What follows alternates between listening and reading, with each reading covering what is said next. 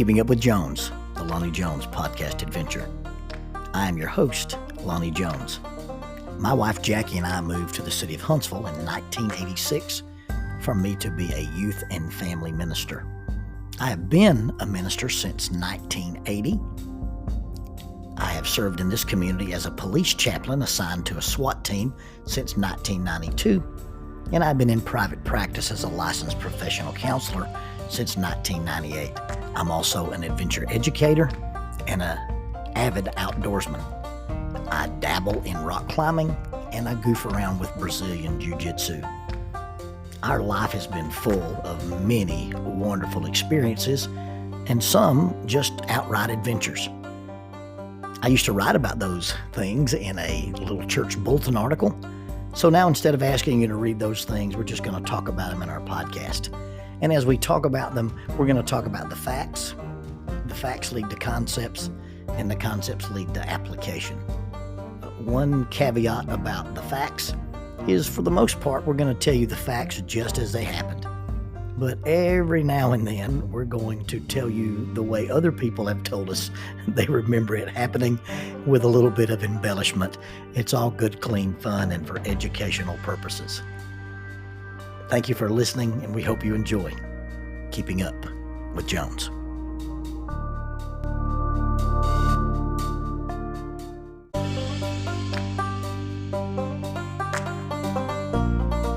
TKM Incorporated in Moss, Tennessee is a construction company that specializes in erosion control, seeding, and soil, hydroseeding, hydromulch, minor excavation, and silt fence. They also provide traffic control and construction signs. Their business is keeping people safe, but their passion, their mission, is they wish that all men could be saved. TKM has adopted the nickname the King's Men because as they serve you, they also serve the King. If they could provide any of their services for you, please contact them at 931-243-3958. That is 931-243-3958. Or you can contact them on the net at tkminc2001@twlakes.net. That is tkminc2001@twlakes.net. TKM Incorporated is a sponsor of Keeping Up with Jones, the Lonnie Jones podcast adventure.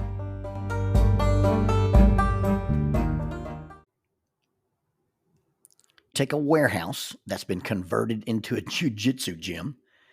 Take the lead guitarist for a 5-finger death punch. Get Eddie Bravo, and then 2 guys named Keelan Lawyer and Brandon McGathrin. Mix them all together, and what do you get?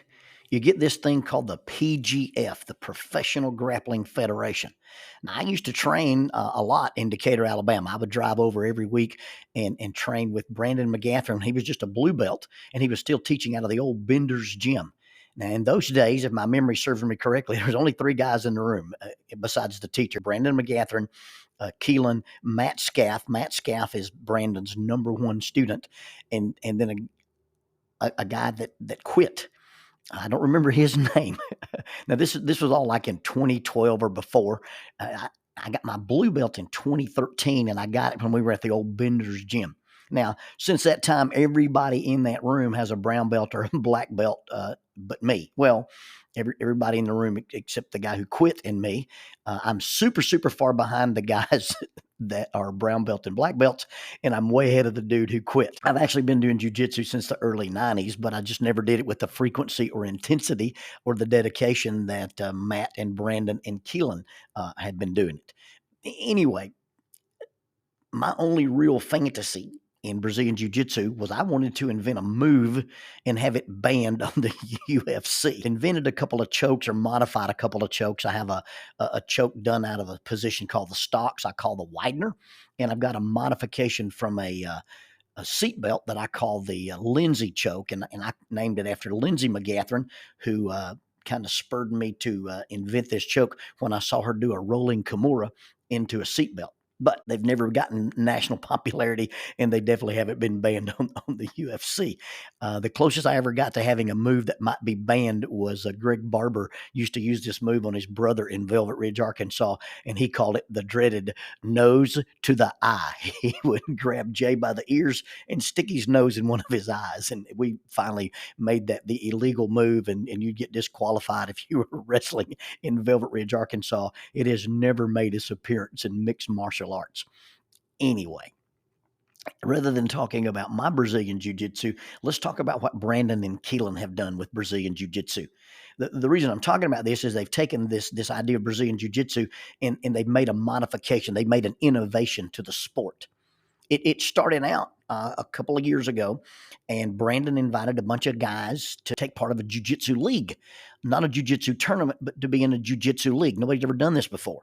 And so these guys all made a commitment, local guys within, maybe 2 hours, and they would come to Decatur, to the little gym over there, the 10th Planet Gym in Decatur, and they would wrestle 3 times every Friday for 8 or 10 weeks. And it was this thing that he called the Professional Grappling Federation, or the PGF, and they filmed it and they put it on YouTube. Well, the next year, instead of having everybody come back and forth, they asked everybody to come in and just stay for a week. And they would compete 3 times a night, Monday, Tuesday, Wednesday, Thursday, Friday, and then they would have a playoff, or they'd have a no time limit submission only tournament to the top 8 guys that were in this league. Well, this has gone from that to now they go to different cities: Jacksonville, Florida, Nashville, Tennessee, Texas, LA, and they have qualifiers. And if you win the qualifier, you get a bid to be in the PGF. And if you don't win the qualifier, but you're an entertaining enough fighter, or you've got an interesting personality, or you've got a cool backstory, you get an invitation to be there too. And then they have this jiu-jitsu league. Well, this thing is blown up. They're now going to do a draft. So they've invited 4 highly respected coaches. These coaches are going to use PGF money and buy these players and build them a team. And so you'll have 4 teams competing. The top team that wins this competition is going to get, they're going to split $100,000 prize. And then if you're one of the top 8 guys, doesn't matter what team you're on, doesn't matter if your team wins or loses, if you're one of the top 8 guys, then you'll be in a submission only tournament. It'll be run with some overtime rules like they do the Eddie Bravo Invitational or the EBI. And what they've done is they've taken a sport and they've innovated it. They've changed it. They're not changing anything about jiu-jitsu. They're just changing the way jiu-jitsu is delivered. In the PGF, it's not about referees. It's not about points. It's not about positional scoring. You see, if you've watched a traditional Brazilian Jiu-Jitsu tournament and you know anything about scoring, then there's certain positions that allow you to gain points. Like a mount gives you points, but a side mount does not. A back control gives you points. A knee on belly gives you points, and reversals and all kind of things. And a lot of times these guys will get out here and they'll game it. You'll watch a guy wrestle or you'll watch a guy grapple, and they use the point scoring system. The PGF doesn't use points. Well, they sort of use points. You get 3 points if you submit a guy with a joint lock, or in PGF parlance, if you get a break. And you get 6 points if you choke a guy or use a stranglehold. In PGF vocabulary, they call that a kill. If you get that done in the first minute of your match, then you get an extra point. And that is the absolute only way to win a PGF competition is to get a submission. And that's it. You have 6 minutes. These 2 guys come out on the mat, they tap and they shake hands and they start. And you got 6 minutes to get your job done. And you can't lose a PGF fight by judge's decision. You can't win a PGF fight by judge's decision. You can't blame a referee. You can't blame a bad call. You can't blame anything but yourself. See, what they've done with the PGF is they've taken the idea of this grappling sport and they've basically given you a 6-minute window, and it's high intensity, high level grappling. And it basically makes all other jiu-jitsu competitions look like sloths wrestling in molasses. It's really, really entertaining to watch. Now, the PGF they've got the draft. They've got a fantasy league. And then at the end of all this, they've got a playoff series. They've done something with grappling that nobody else has ever even thought about doing. And Keelan's contribution to this is that he's a videographer. And he is introduced using a gimbal, which I guess is a steady cam type thing. So when these guys are wrestling and they're filming this, what they're doing is he can walk around the mat, or his camera people can walk around the mat, and they can film this from any angle, above the fighters, at the same mat level with the fighters. And it's not like you got two cameras pointed at the mat, and if they roll out of the shot, you lose the action. These guys get followed around, and it's mobile, and at the same time the camera angle is mobile. It's an absolute steady shot. This innovation to this sport is just absolutely tremendous. And this year, season 6 is going to be filmed in Vegas. You'll be able to watch part of it on UFC Fight Pass. So this little bitty local promotion in Decatur, Alabama has blown up, and it's got some really, really big names involved in it, and it's got some really, really big sponsorships involved in it. The thing that attracted me to it, the thing that got me really wrapped up about it, well, first of all, I just love Brandon, and I wanted to support anything that he was doing. But once I got involved with it, once I started looking at it, once I started watching it, the thing that is so pure about this is success is empirical. There's no ambiguous idea of success. You can't win if you don't win. You don't get any participation trophies. You simply win or you lose. It's not about style. It's not about somebody's bias about your style. It's not about somebody's prejudice. It's not about somebody's rank. There's no arbitrary measure for pseudo success. A black belt versus a white belt really means nothing if the white belt can get out there and get the job done. You win or you don't. If a white belt goes the distance with the black belt and ties him, yay, but a tie is not a win. If a black belt gets on the mat with a white belt and he lets himself not get submitted, and he doesn't submit anybody in a 6-minute match, it penalizes you and it penalizes your team, because you left points on the board that nobody could get. Now, I'm not saying there's not an inherent benefit in the struggle. I'm not downplaying or minimizing the byproduct of what somebody gets from preparation, and I'm not saying there's no value in the growth for competing against the best of the best. But what I'm talking about in this particular league, in this particular instance, is what they've done with the PGF is they've sped up the competition, and they have an objective, tangible, empirical way to measure success. And so many times, if you look at things and there's an arbitrary measure or an ambiguous measure of success, we walk away and we have a moral victory, or we feel good about ourselves because we made a good showing. And there's nothing wrong with being a good competitor. But let's just simply talk about success. So you say to yourself, I'm a good grappler. Well, that's wonderful. Did you win? Well, I felt like I had a good showing. Well, did you win? Well, this is really not my best rule. Did you win? My mom was proud of me. Did you win? Hey, my friends thought I was cool and popular, and my social media thing went viral. Did you win? There is an objective measure by which you can decide I won or I didn't win. I was successful or I wasn't successful. Now, I'm not really competitive by nature. I like a good match. I like a good hunt. I like a good game. I believe in the positive of giving one's best effort. And I'm really an adherent of the philosophy. I'm not necessarily here to be the best. I just want to do my best. But in this particular venue, in this particular competition, you take all that away. And in this, sometimes your best is just not enough. Wanting it real bad is just not enough. You see, the reason I'm talking about the PGF in these terms is I believe it is the antithesis of our soft society. We've got a soft society right now where we make excuses, we placate subpar effort, and everyone wants an NIL deal before they ever even take a snap. What I'm talking about is the rule set for the PGF, and it simply asks this question. I simply want to know, did you win? Or maybe change it. Were you successful? You see, the PGF defines success without ambiguity. In order to say I was successful, I simply have to go out and accomplish one goal, and I can accomplish that goal via two distinct paths. I get a tap with a joint lock, or I get a tap with a choke. Nothing else works. Nothing else wins. And therefore, very simply put, nothing else matters. So if you take the PGF and you were to overlay that on your life, what's the rule set for your life? What is the non-debatable, not open for judgment, single focus of our existence?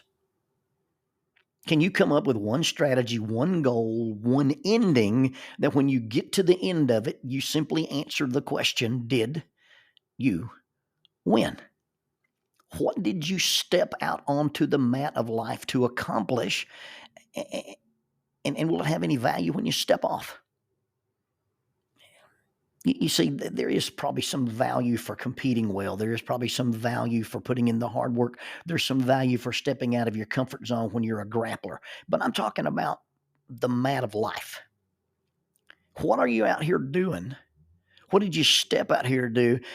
And when you do what you did when you step off the mat, is it going to matter? See, wrestling a black belt to a draw is impressive.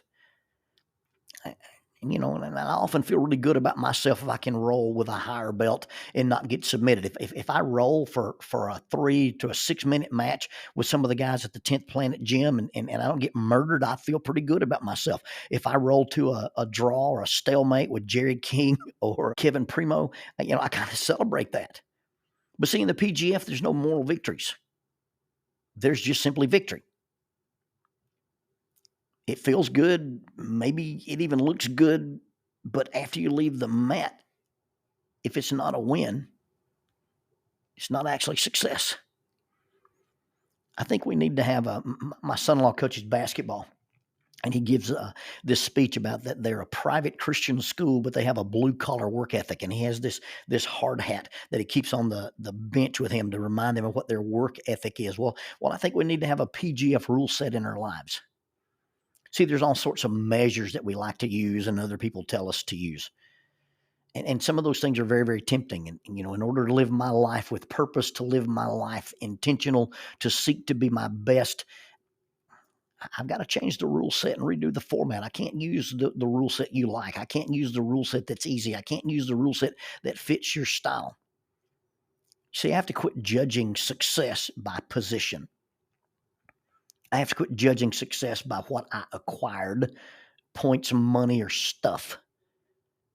I have to have an achievable, measurable goal. You see, you can't keep score with money. Well, if you do, then when you leave the mat, it doesn't matter. You can't keep score with stuff, and if you do, then when you leave this mat, it doesn't matter, because he who dies with the most toys still dies.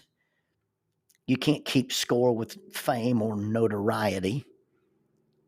You see, a win, a success, has to have some permanence. A win can't be temporary. You see, the champion this year may or may not be the champion next year, and even Elijah Carlton hadn't won every season. You see, I'm talking about a success. I'm talking about a victory. I'm talking about a measure that transcends seasons. And it's not measured by some kind of arbitrary, superficial, ambiguous, materialistic metric. It's not measured by a false sense of value or even a good feeling.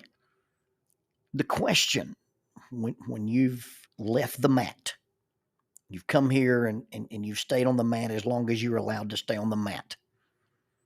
The question after you leave the mat, after you've competed for your soul, your marriage, the souls of the people you love, the souls of your children, and the kinds of things that are valuable beyond trophies, belts, and rings.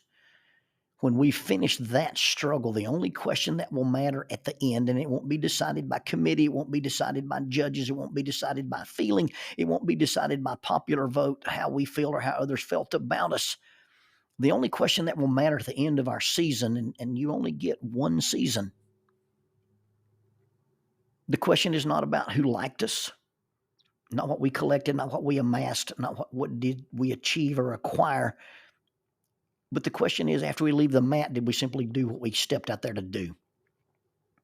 Not were you fulfilled, but did you fulfill your purpose? The PGF makes you ask one question. Did you win?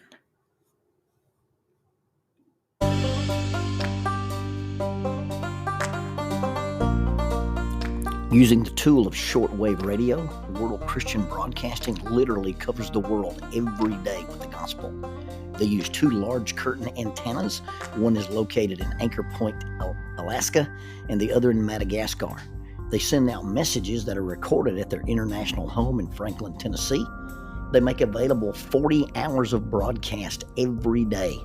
The broadcasts are made in English, Chinese, Russian, Spanish, Portuguese, Korean, English for Africa, and Arabic. They would love for your group to visit them.